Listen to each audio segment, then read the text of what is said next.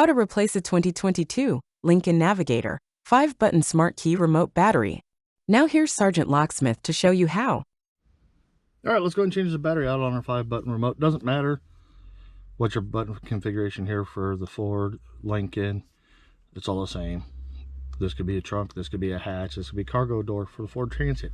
That being said, if your key ring's attached, leave it on, doesn't matter. Let's go ahead and release the emergency blade. Some people use this and they push down right here. I'm not a fan of that, but it works. I like to put a flat tip right here. As you notice, twist, notice the cover pops up. And when it does, lift up. Be careful when you lift up, because as you notice, there's a little tang right here. Now that that's out, this is your 2450 battery. Easy. Take your new one, put it in, push down. Sometimes it'll latch, sometimes it won't. These little tabs, doesn't matter. This housing will lock it down in there.